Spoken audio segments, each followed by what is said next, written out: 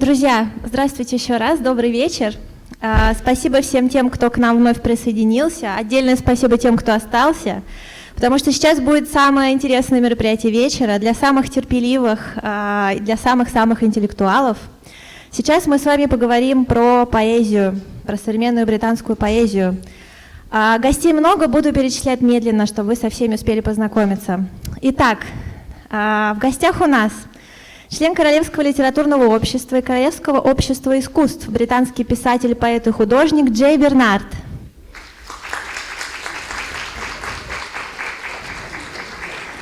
Поэт, писатель, профессор творческого письма в колледже Royal Holloway Лондонского университета Лавиния Гринлоу.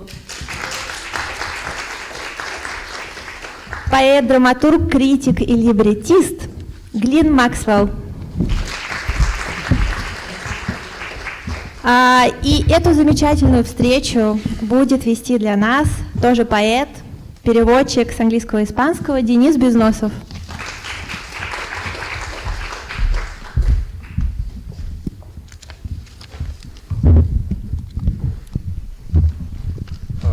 Добрый вечер.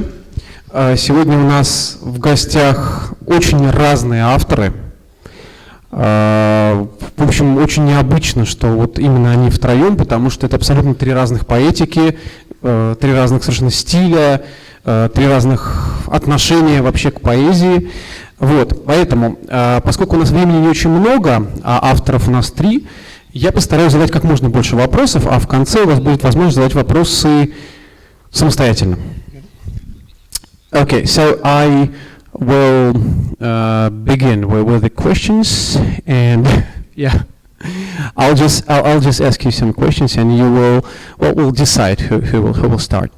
So the first question which I have is in 1960s in Russia, we had this very special phenomena. That Russian poetry was very, very popular here, and sometimes people got the stadium listen to the poetry. So is poetry really popular in the UK now and in the world too, like you think?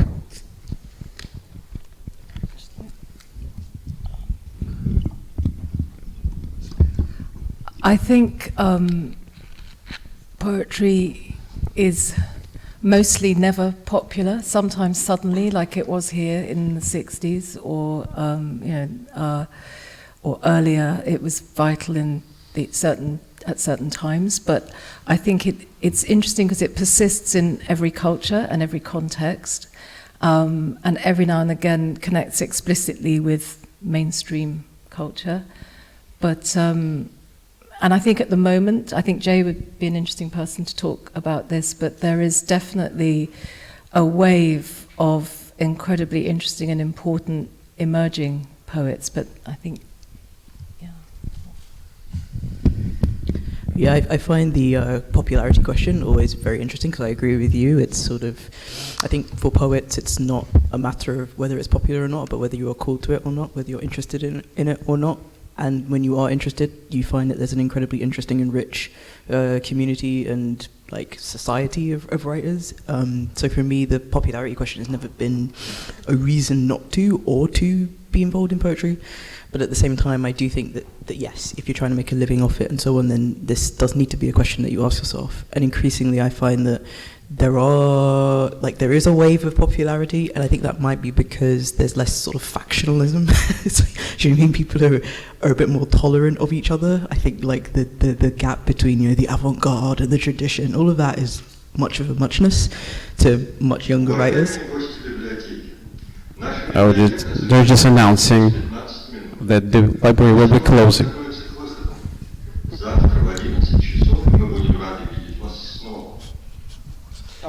They're like, get out.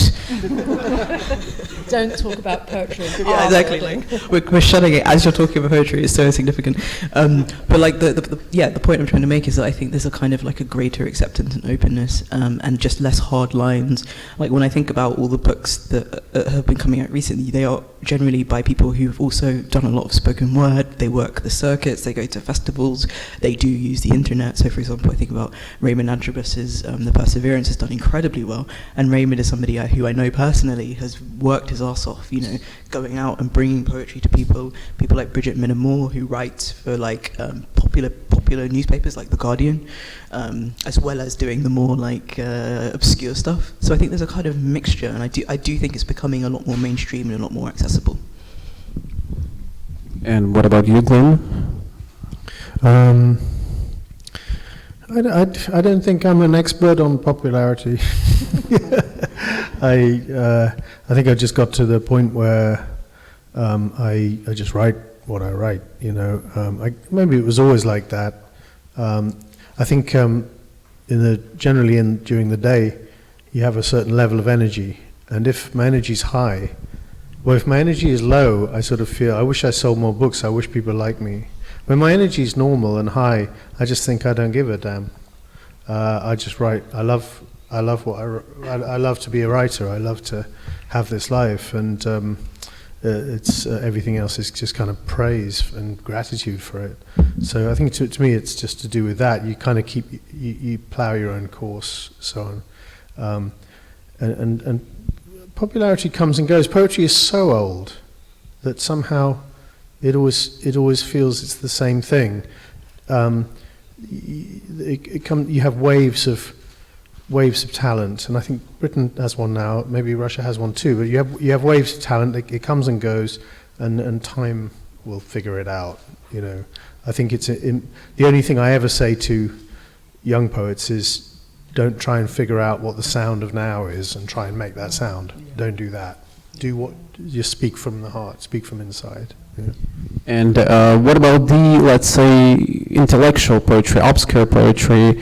You won't, meet Seamus Heaney, new Seamus Heaney in the Instagram, for example, yes?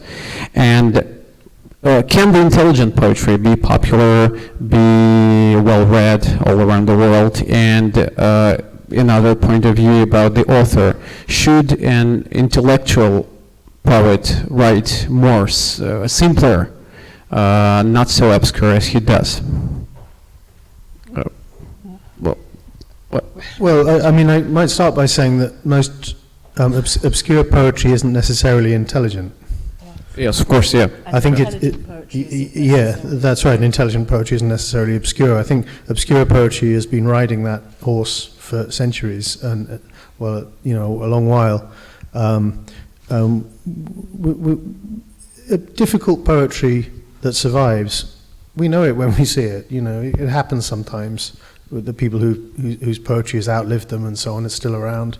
It looked difficult, you know, like Stravinsky everyone walked out on Stravinsky and thought Eliot was nonsense and this kind of thing. I think there's a problem for young poets when they want to. I mean, just people I encounter sometimes, they want to make an impact, and they look to poetry that is very, very difficult to understand, and I think they go there without actually having done the thought processes that figure out why you would write obscurely. You know, there are reasons to write obscurely, but it's not always the default, and I think too often for the young it's the default. You know. There's about every 10 years in Britain there is a campaign to promote poetry, and quite often it makes this really basic mistake, which is to say poetry isn't difficult. And I think that's wrong. I think what you have to do is convince people of the joy of difficulty. This is a complex form. It rewards you staying still and reading it over and over, or saying it aloud. It should also have elements and aspects to it that encourage you to do that. Something that is immediate and sensual and musical about it, and that captures you. But I think it's completely wrong to see difficulty as a problem, and it should be turned round. And also this mistake we make that thinking because it's difficult it has to be intelligent. I mean, intelligent is a very loaded word, and I think any good poem is intelligent in that it's fully thought through, fully argued, utterly consistent, however obscure, surreal, hyper anything or it is or isn't, it is a logical construct within its own laws, and in that sense, any poem is intelligent if it's good. And I wanted to ask about the new formats of the poetry. Intelligence and obscurity. Sort of, maybe, because I disagree that actually Seamus Heaney isn't on Instagram, because he is. He is, yeah. Not now, not in person, but people do share the work of many people. I think there's a cliche that Insta poetry is somehow less than, and I totally understand the frustrations of certain things where it's like a little doodle and a little something that you might find on a teacup or a mug, but I also think like we all begin somewhere. Yeah. And why would you demonize 19, 20 younger people sharing snippets of poetry online? Why would you do that?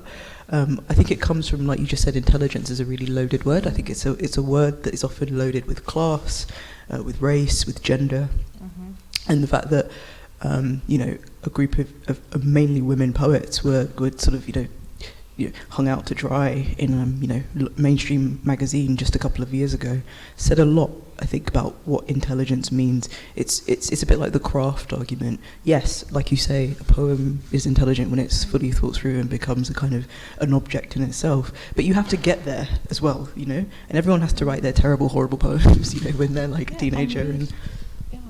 And be, I was asked about Rupi Kaur, the Instagram poet.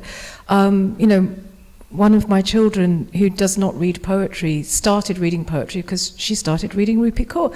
And I'm sure the first poetry I was impressed by was incredibly simple. But it made me, it's like music, when we first get into music, you respond to the most obvious things. At least you're starting, as Jay says, it's a way in. It's a way in. And also it popularizes things. Like I sometimes wonder if my own work doesn't benefit from this popularization. Do you know what I mean? I think my work is accessible in some ways, but incredibly dense in others. I've picked a really obscure bit of history to kind of like write an entire book about.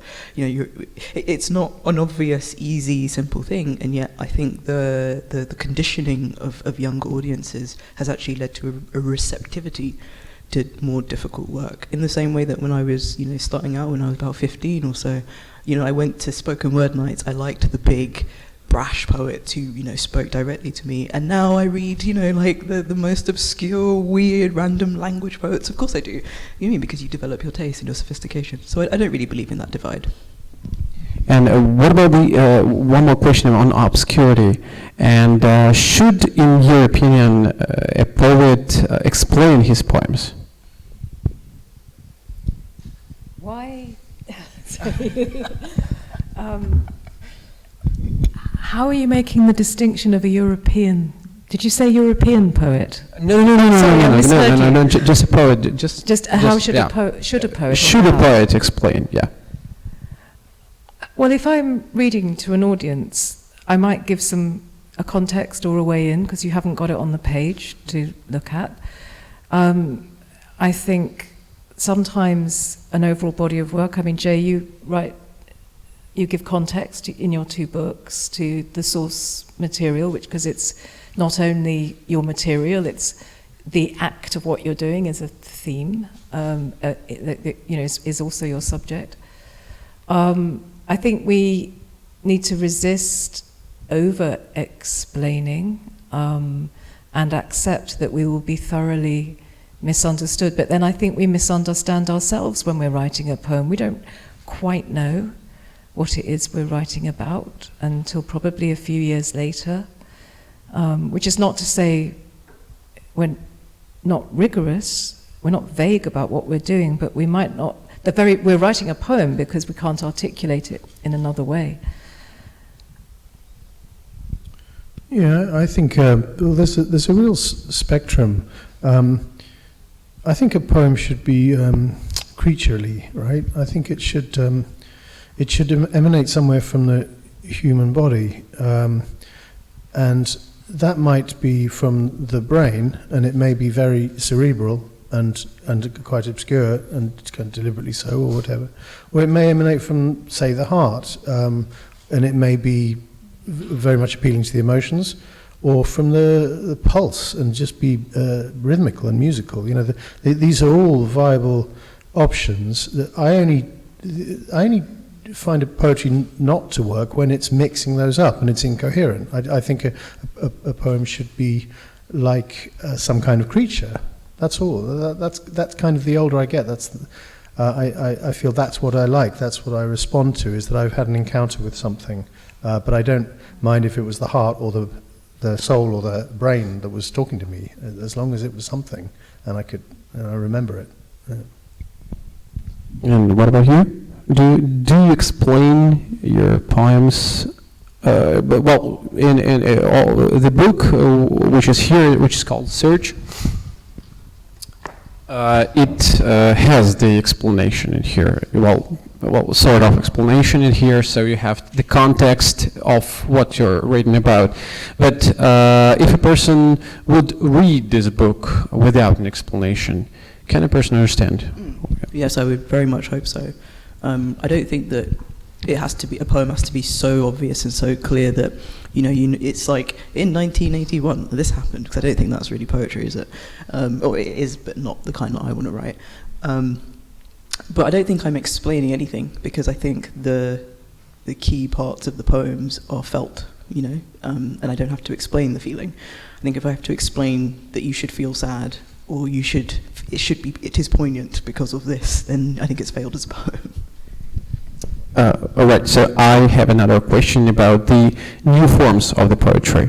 Well, sometimes poetry will try to be combined with, for example, video art or music or even video games or go to the social network. Sometimes it is done to be more popular maybe. Sometimes it is done to find the synthetic form. What do you think about on this synthesis of poetry and different other art forms? How they relate, or like how they relate, and is it interesting, this synthesis of video art and poetry, for example, or music and poetry? Yeah, fascinating. I mean, that's why we're here today, right? Because it's these things are not separate. They might be distinct forms, but of course they work together. Of course they. So a poet tries to do something synthetic to find a new form, or to try to be more popular, or trying to be anything when you're writing a poem is a mistake. I imagine people do. I don't think any of us we try to write the poem. But I understand what you're saying, in that I think we all feel as well that we wouldn't want to be recreating the same poem, and so we are alert to the ways in which we're trying something new. But I think, as to pick up on what Jay said, I think this is a time when it feels less factional and less loaded to draw on many different things, but you draw on them unconsciously rather than consciously, I think. And the idea of trying to write a poem in order to, have your work represented in a certain way just feels strange. And So I might just nod, which is a form of poetry. Yes. Gestural poetry. I think sometimes you have to bear in mind that a lot of discussions about what poetry is could actually be solved by saying that the craft of it, the act of it, the deed of it is outstripping the language, so that it's changing, it's evolving. So you can't really necessarily say that poetry is that anymore. You can, I grew up thinking that what we did was verse, and that poetry was a sort of description of it when it really works well, when it's really good. There are lots of ways you could define it. So I think, I feel there's not enough to get bogged down into discussions about sort of poetry on the page and poetry for performance. I don't think it really helps. I think you're just going to have to find a new word or just redefine it in some way, but it doesn't actually alter what's going on. You know, you just find a new way to define what's going on. But I think the word poetry is ancient, and it will bloat and it will wither and it'll do all the things that words do. You know. And in ancient Greece, where the Western canon came from, the connections with poetry with the music was very important, because the lyrical poetry came from the singing poetry with the lyre. That's why I wanted to ask you about the connections with the music, because all of you have personal connections with the music, and what is the connection of the music to you of the poetry? So from my connection is wide-ranging, and sometimes I do that thing where I'm feeling a little bit self-conscious about my influences, and I'm like, oh, should I be... This is actually from Radiohead, but I want it to be more like, you know, like obscure or weighty or whatever, or like this is actually something I saw. You know what I mean? Like sometimes I worry about that, but really, like this particular book came from my early being raised with reggae, dub, Lovers Rock. Lovers Rock is specifically a British form of a combination of kind of like soul and reggae and kind of like all mixed together in a very specifically British way. And I kind of grew up with that stuff, right? That was what my dad he has a sound system, which means he kind of like travels around with them, and I grew up around sound systems. So I grew up with all of this, like with this particular sound, this like bass, for example. I grew up with like toasting, which is when you stand in front of a sound system and you just speak, you know what I mean, so the music's playing and you just got some guy going, yes, I see you there, da, da, da. Just chatting. They'll do political commentary, they'll compliment people, they'll talk about the night, you know what I mean, like they'll talk about the person singing. It's a very kind of like, it's, you know, kind of, as you're saying, it's a synthesis, right, of like comparing and DJing and all that.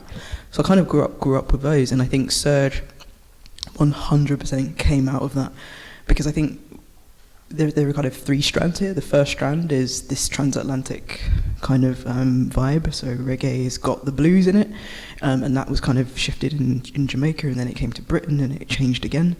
And then there's also this kind of like poignancy, I think, or like this melancholy that I think also comes from the blues in reggae. And then there's this kind of like street action, which is the sound system. And so the whole book, I think, is infused. Jay will have song books. It's like songs which are included into this book. Exactly. Yep. Yes, and are these songs can be sung? Yeah. Yeah, I literally sing them. Like it's not, and this is something as well. Like in the book, I wanted the book to be a book almost. I didn't want to not dilute, or I just wanted it to be a poem in the book. But then if you come to the reading is something different. The reading has the kind of musical element. So yeah, they can be sung. And the rhythms come from, they're like a mishmash of all different things. I mean, like you just said, Lavinia, it's not, I didn't consciously be like, I want it to sound like this, but it just came out as that. It came out as a particular rhythm. Yeah. And Lavinia, what is your connection with the music, your poetry? Well, I started writing poetry sort of intensively around the time I started listening to music intensively. And my forms were kind of glam rock, disco, soul, reggae, but particularly punk, post-punk, new wave, and then kind of increasingly towards noise, really. I can't describe explicitly a connection with my poetry, but of course it's fundamental to aesthetic. I think I just heard David talking about how your encounter with music was everything. It was how you dressed and what you know, and everything. It was total aesthetic. It was philosophy, aesthetic, everything, sort of a total thing. And music and books, and particularly poetry, were absolutely equal to me in that. In terms of music within my poetry, I'm aware of my own susceptibility to music, which is extreme, and therefore I am constantly slightly pulling away. But as I've got older, I've got more relaxed about that and less easily embarrassed, and therefore I will let my poems sing more, I think. I think fundamentally for me, music and dancing are things that make you feel both more yourself and as if you have simultaneously escaped yourself, and that's bliss, you know. And poetry should do that as well. Do you dance, Glyn? What now? Yeah, I think my relation's slightly different. I mean, I think I grew up in England near London, but my parents are both Welsh, and so I think there's something a little bit inherited about wanting to make poetry musical, lyrical. So I was drawn to that before I really felt I had anything to say in poetry. I just wanted to make nice sounds, so I was very drawn to learning how to do things in verse forms and so on. And I was completely, I mean, I was musical enough, like, but I couldn't, you know, I didn't know how to think of tunes. So I suppose that sort of musical yearning is in the poetry. But where I actually came to engage professionally with music was in one of the forms that I'd had absolutely nothing to do with growing up, which was classical, because I ended up writing libretti for opera, and like for new opera, but also for like the Magic Flute, where you can't negotiate with the composer, you know. And that's been really interesting to me, because just trying to work out what's the difference between writing over silence as a poet and writing over Mozart. You know, there's kind of a continuum between silence and Mozart, but it's also a very long spectrum. And to try and do both things, I felt it's been a delight really just to have the chance to do that. But with new composers, working from zero, from making the story up myself, you just have to really interrogate the language. You have to work out what works over silence and what can be sung by the body, and that's been my pursuit for quite a long time now. So it's the most surprising encounter with music for me, but that's really how I think about it a lot now. I had a similar experience writing a libretto as well, where I was given a piece of a libretto, Rake's Progress, and they were like, you write that bit. And I was like, how on earth do you do that? Because it was all going to be completely rewritten. And so, yeah, that thing of like, I'm writing this in silence in a library. How do I create something that someone can make musical? Sorry, and for me that was to have some kind of metric. That was the only way that I could make it, you know, to give them something to hang music on. Yeah. Sorry, no, I've also written libretti, and that exactly was my instinct with the first one. I wrote it all in heroic couplets. I stretched them and broke them up and threw them around, but it was that idea that if these words are going to be really kind of stretched, broken and manipulated, you need to give them elasticity, and that comes from form, really, from giving them sort of spring. And yeah, I've just tried to work things out on the way, like vowels. Just use the vowels. Singers like vowels. They only, you know, they don't like E so much, but they have their favourite vowels. And I think don't do some of the things you do as a poet. Less metaphor. In fact, almost no metaphor, because the mind can't follow it like that in music. So, or it doesn't follow it like that. So you can repeat more. You can pattern more. I mean, so there's all sorts of things you just learn on the job. I made exactly the same sort of mistakes when I started out. Like, it was the same going into theatre. Let's give the theatre some poetry, you know. In fact, the theatre doesn't want that from you, and neither does music. They've got their own.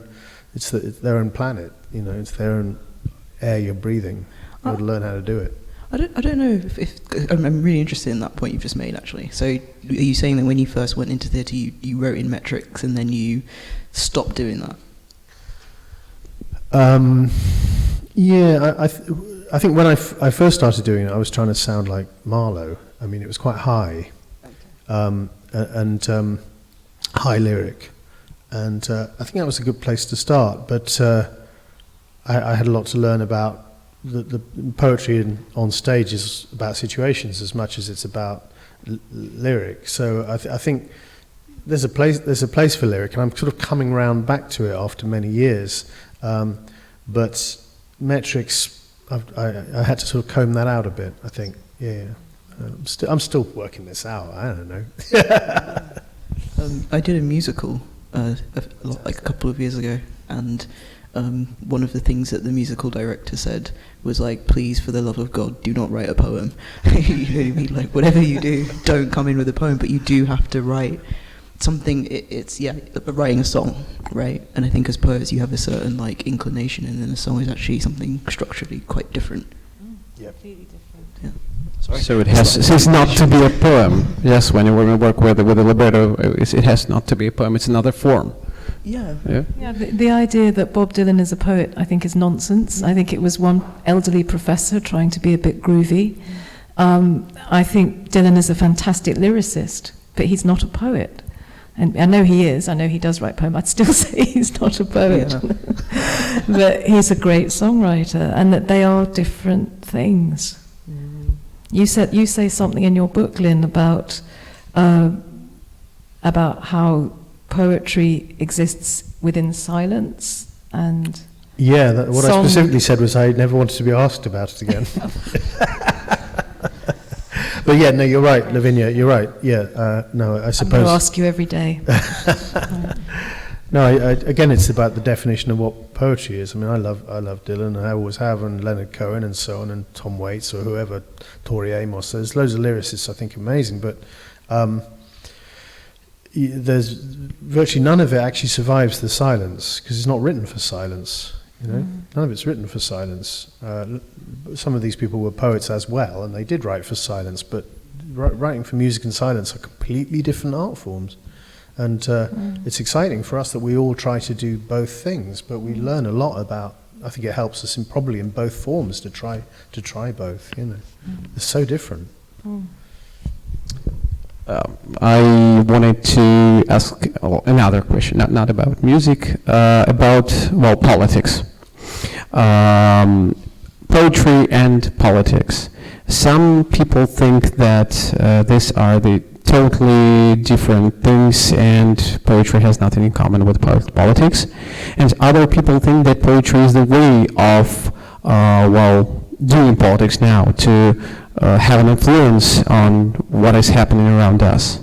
What do you think about the connection between poetry and politics, and about how poetry can poetry have influence on our civic life, on our politic life, or on our, everyday life?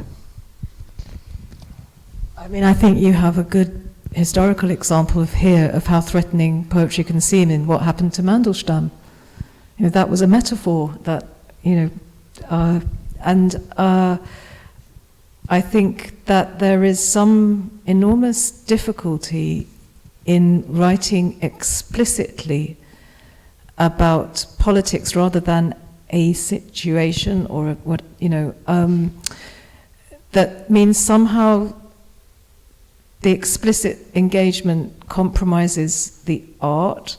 I think it's very hard to write a very good poem. I think because poetry, just how poetry operates at a level of essential experience rather than specific experience, it gets there through specifics, that it somehow is difficult to achieve. I mean, people do it, and I would say in a sense that every poem should be political, it should be engaged. Well, I think poetry is political in the sense that it's written at all, because while there are countries like that in the past, like Russia and England, in fact, or in the present, like presumably North Korea, and you could argue the USA at certain moments, where you can get into trouble for actually the act of writing a poem. So of course, it's political to even do it. I mean, to even pursue this as a vocation, as a calling, is political. Whether the content of your work is actually addressing the news of the day, that's on the same spectrum from the brain to the heart to the rhythm of the knees, whatever part of your body generates your work. But I think of Shelley, calls out, I think it was the Foreign Secretary of the day, Castlereagh. He writes in The Mask of Anarchy, he writes, "I met murder on the way. He had a face like Castlereagh." I mean, just name it. I think it would be good if perhaps in these times, certainly in my country and the other country I know well, America, if poets actually named some people. I think it's nothing rhymes with Brexit. I don't know. I'm probably not. I'm not quite that poet, but I just sometimes I just wish. I guess this is happening in music.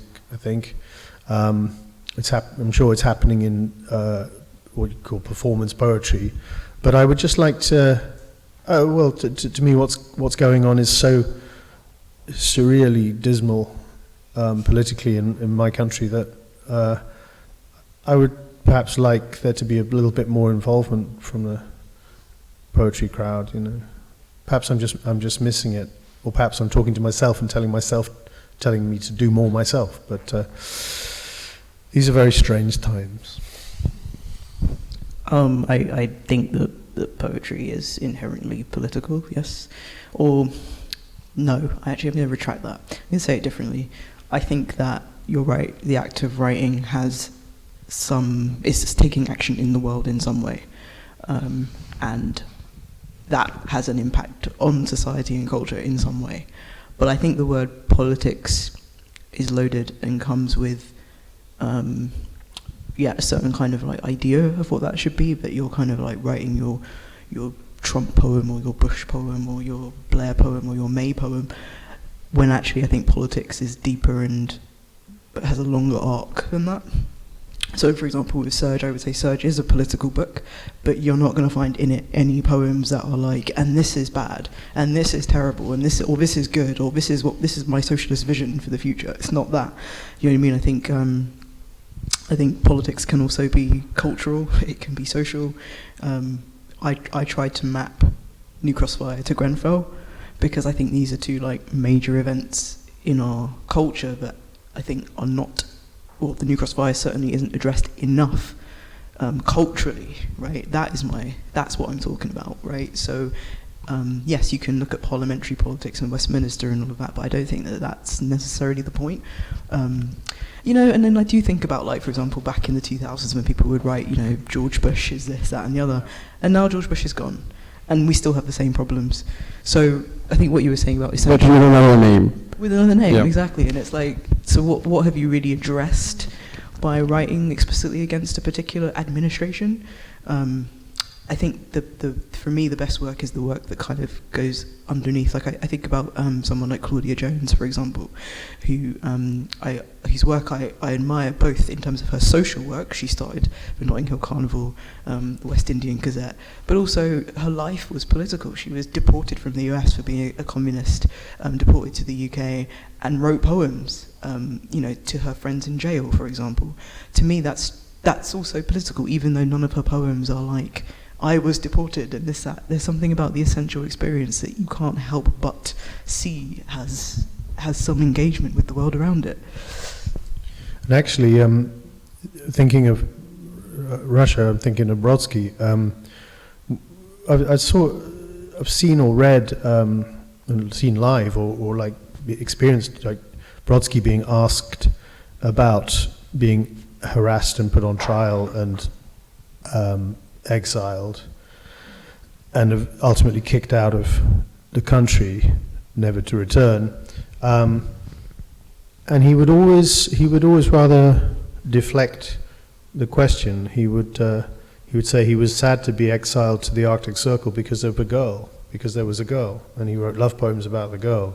He was very quick to sort of not say it wasn't about the politics, the heart. It was about finding beauty in the time you have, and he would always bat that away. That people trying to get him to talk about it politically. I remember that. Yeah, poets don't make statements. I think we all feel really. I used to fail exams because I couldn't make a statement about anything really without qualifying it in And I think the joy of poetry is finding a way to make a statement that can be incredibly qualified but has integrity, and explicit engagement with a political event that doesn't have resonance and doesn't help you, that it isn't a way of reaching, as Jay says, these deeper questions which are timeless. It just sort of has a dead acoustic. I remember hearing on a podcast once a poet very indignantly say, poetry is about sex and death. Those are the proper topics of poetry, and I hate political poetry. And I was like, but sex and death when? At what time? For whom? To whom? You know, as if sex and death, you can talk about this, and it's completely divorced from any context, any. I think that's maybe the irony of this. Like, if you say that it's only sex and death, I'm wondering where the politics is, and if you say it's only about politics, I'm wondering where the sex and death is.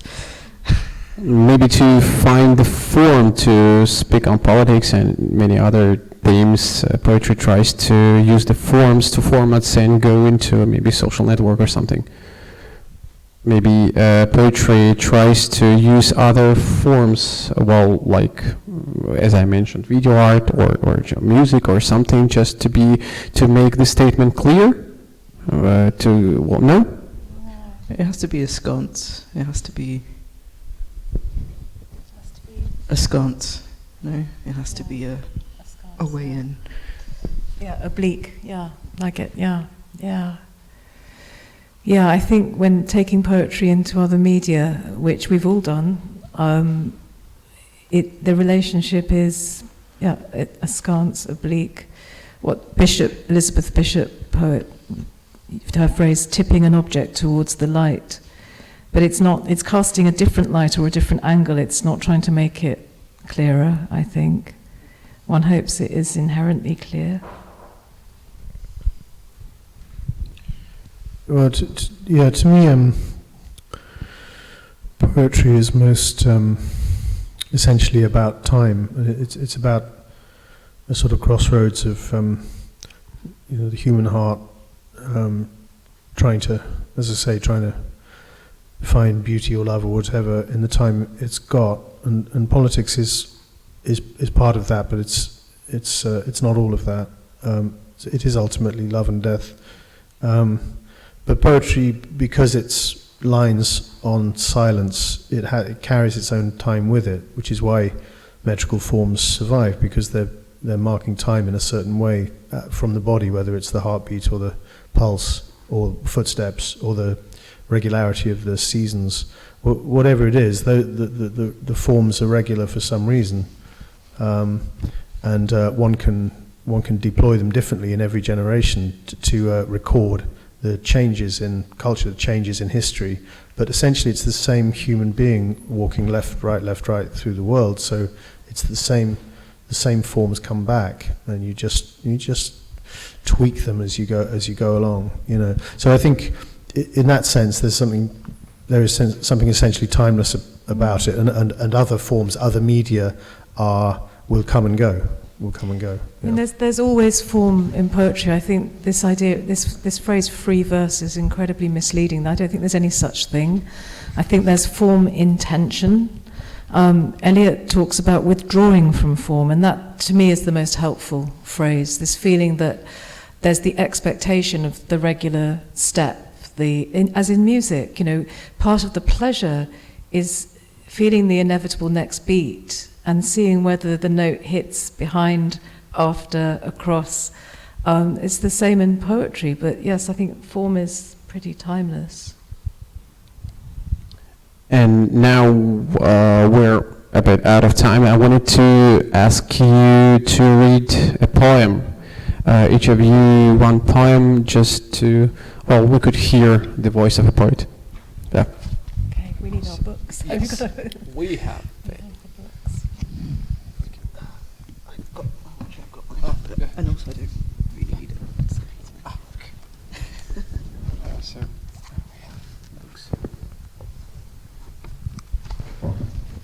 So we'll start with Maxwell.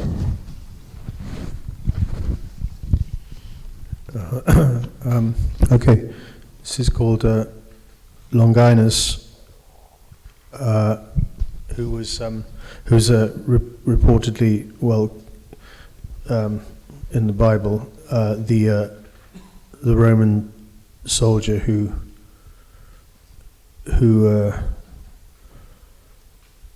put the I can't remember who he was. He's the one who put the spear into Christ, right?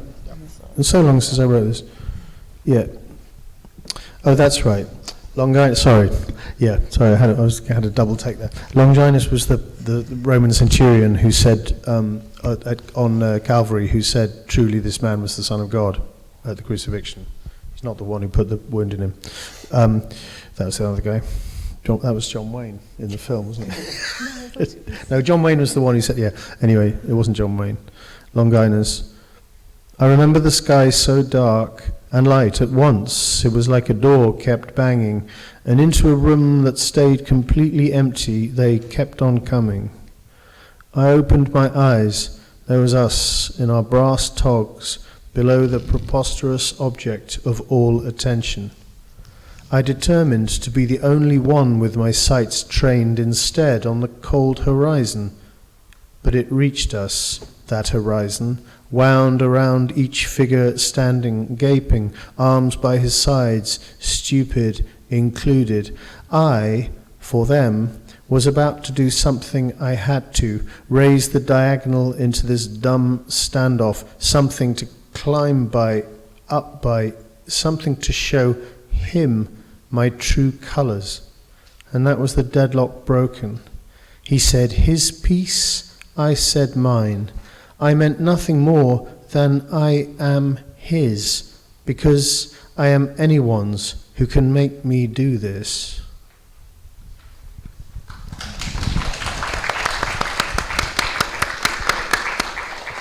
Lawinii, Grinlоу.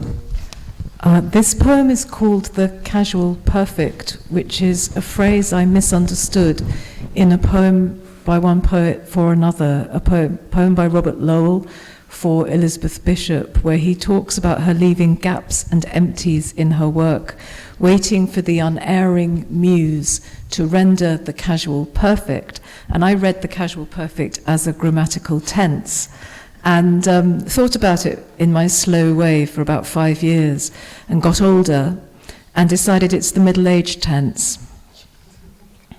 The casual perfect. A borrowed tense, achievement of the provisional. Paraphasia, a gesture made in musical time. The unarticled world, a lapsed geography. Description in action, her rooms somehow always at sea.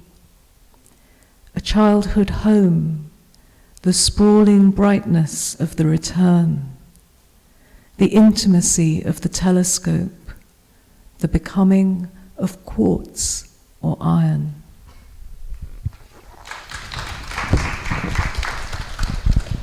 Yeah, and now Jay, Bernard. This piece is called Arrival. It's the very first poem in the book, and is, I think, a play on the notion of the migrant, which is still large, and I think the British psyche, the Windrush is still kind of a thing, but then I wanted to kind of play with that and break that down a little bit and interrogate it a little bit. So this is called Arrival. Remember, we were brought here from the clear waters of our dreams, that we might be named, numbered, and forgotten. That we were made visible, that we might be looked on with contempt. That they gave us their first and last names, that we might be called wogs. And to their minds made flesh, that it might be stripped from our backs. Kept hungry, that we might cry in our children's sleep. Close our smoky mouths around their dreams, and swallow them as they gaze upon us, never to be full. Snap, crackle. Amen.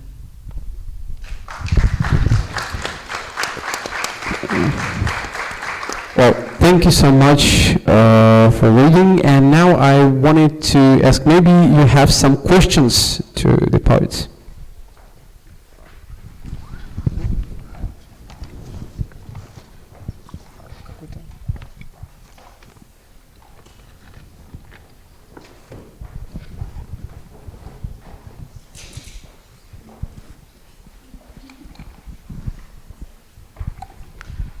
With all due respect to Denis, to what extent do you think poetry is translatable? What is the role of a translator? Is it a selfless act? Is it another poet? I mean, you've made reference to Russian poets. To what extent do you think you've read Russian poems? No, that's I mean, I think Denis can talk much more firsthand about I translation. wanted to hear a poet. But you asked me directly about Russian poetry. Yes, I think I was very conscious that I was reading. I mean, what interests me as well is sort of earlier translations of the Russians that in the 60s, turned them into free verse, and then you would, and I learnt Russian at school, but I've forgotten it, I don't speak it. So I could actually feel out the sound of the I could hear the poetry. And I was realizing that this was very formed, rhymed poetry, and yet it was being rendered in this free way. I've read about 6 different translations of Akhmatova, or say Rilke, or Montale, and of course I don't feel that I can't confidently say I understand the poems, but it's very interesting. I think there is grain. You can get whatever, different translators have different emphases, and some will be more literal, some will look for an equivalent, which is what interests me. And somehow you can get a feeling of the grain of the poem. But I think it's a very imperfect and important practice that we keep trying to translate each other's poetry. We need to do far more, but we're very lazy about languages. And that we need to even practice making versions from literals, which is just a really good exercise to try to understand another poet's intentions. Yeah. I mean, you're a translator. Yes. So, well, it's very, very long talk about the translation, but Russian poet Fyodor Tyutchev, it's a classical Russian poet. He told, he said that translating poetry is like kissing through the veil. Well, it is. It's like kissing through the veil. That's why we have several translations of every poem. For example, Glina's poem, which is called Stargazing, it was translated into Russian, and it is published in the journal Hall in the internet. And I made another one translation because I think that that one, which was made before, was too high poetic. And I think that this poem is not like very, very high, something spiritual or something, but it's much more important to give the exact picture of what it is. So when you work with translations, you always work with different voices, and you, like in the theater, you play different roles, and you play different voices. And I think it's very important for a translator to know how to play different voices. Well, do you have other questions?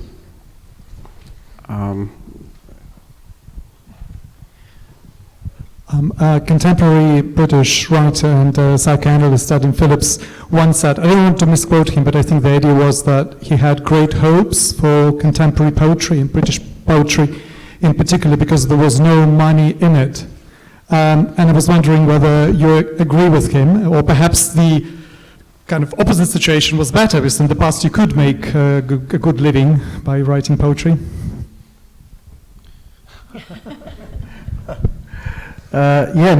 It's kind of keep you honest. That's kind of true. I suppose we all do. We all have to live. We're all trying to live in London, which isn't so easy. So you do things that are related to it. We'll probably do a whole panoply of things you can do that are related to the fact that you love writing. But I think it does kind of keep you honest, because it's not what you'd choose to do if you were setting out on a plan to be financially comfortable. And you get weird accidents along the way. Weirdly nice things happen, and then they go away again, and I don't know. I don't know. Money feels to me like very light in my mind. It's very light. honestly, I like restaurants and stuff, but I only really value money so far as it buys me time. That's the only commodity I really care about. Yeah, I mean, I agree in that I never want to feel I have to write a poem in order to pay my rent or something, but I don't want to suggest anything romantic about being depleted by insecurity, which many writers are, and increasingly so, because the things we used to do, so Glina and I back in the 90s would both have made a reasonable living as freelance writers, but everything we did pays less than it did then in Britain, you know, writing for papers, doing things for radio. So it is harder and harder, and it's not romantic. But then I also understand that I have had wonderful freedom. I've had tremendous insecurity and wonderful freedom. Twice now, my life has literally been saved because I won a prize. Like, once when I was about 24, 25, and then again just a couple of years ago, where I literally had nothing, like no money, like 0 pence. I was at the bottom of the overdraft. And like, yeah, I think that's the like romantic image, but I think when you're in it and a poetry prize is what saves you, you do start to question things a little bit, question your life choices. But then again, at the same time, I think as things have improved, like, you can make a life. And I think if you think about your values and you think about what you spend money on, then you make a life. And let's be real, here we are in Russia talking to you, and you know, it's a privilege, actually. I think you can live a privileged life and still be relatively poor. Yeah. Weirdly. That's the brilliance of poetry, I think. Well, we're out of time, that's why we have just time for one short question. Okay, what yeah. Not short, we have only time for the short question. I have the short questions and microphone simultaneously. This question is very Russian about identities. Who has the main identity? Who maybe feels the struggle of identities inside? Who is above the struggles and feels herself more important than every identity? And is there another position? Can we have her question?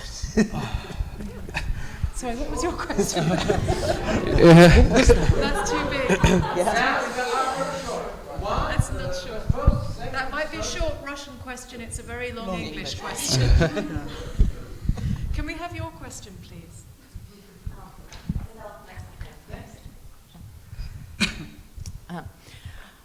Do you have some lines of your own poetry that encourage you and help you through the challenging periods? Like, for example, you mentioned Brodsky you met. We know such small lines of, everybody knows, I in Russian say, когда так много позади, особенно горе, да, сядь в поезд, выйди у моря. So can you share with us your own lines? It's strange you mentioned Brodsky because one of his lines, which I mean, when I was reading him talking about the sea and so on, and I thought, Christ, he's writing about Essex, you know, which is this east of London coastal place I found myself living in against my choice as a teenager. And there's the line, I don't know how it is in Russian, but in English, in I think his own translation, it is a glance is accustomed to no glance back. And I'm still thinking about what it means, but for some reason it cheers me up. I have no idea. But not my own work, no.